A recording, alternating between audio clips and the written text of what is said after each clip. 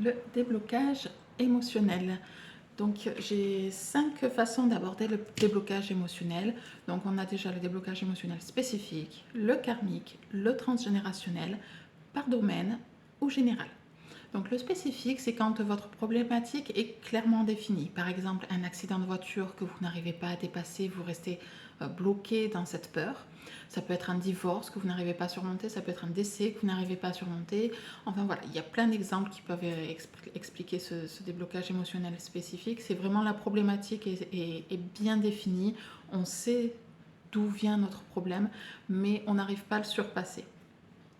Au niveau du déblocage émotionnel karmique, ça va venir des vies antérieures. On va travailler sur tout ce qui vient des vies antérieures, donc les mémoires, les charges, les vœux, les pactes, etc. Tout ce qui peut nous venir d'une vie antérieure et qui nous bloque aujourd'hui parce que notre âme a gardé tout ça en mémoire. Au niveau du transgénérationnel, donc ça va venir de nos aïeux, donc ça peut être des comportements qu'on nous transmet, ça peut être des fausses croyances, ça peut être énormément de choses, voilà, des peurs, des angoisses, etc., qu'on va nous transmettre par l'éducation ou par les mémoires cellulaires. Au niveau du déblocage émotionnel par domaine, là ça va être soit le travail, soit le sentimental, etc., le familial, etc., etc.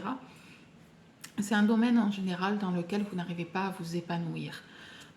Donc vous pouvez très très bien fonctionner à côté dans tous les domaines, sauf par exemple le sentimental où vous n'arrivez pas à rencontrer la personne, vous rencontrez toujours les mauvaises personnes, ça ne marche jamais. Donc on va aller creuser vraiment ce qui pose problème au niveau sentimental ou professionnel ou autre. Et enfin, au niveau du déblocage émotionnel général, là on va partir des vies antérieures jusqu'au jour où on fait le bilan et on va venir chercher tout ce qui va vous bloquer dans votre vie parce que vous sentez que vous traversez votre vie sans avoir de but, vous traversez votre vie sans la vivre pleinement parce que vous n'avez pas l'impression de réussir dans un domaine en particulier, que ce soit le professionnel, que ce soit le sentimental, que ce soit au niveau de la famille ou au niveau du relationnel, tout vous semble bouché.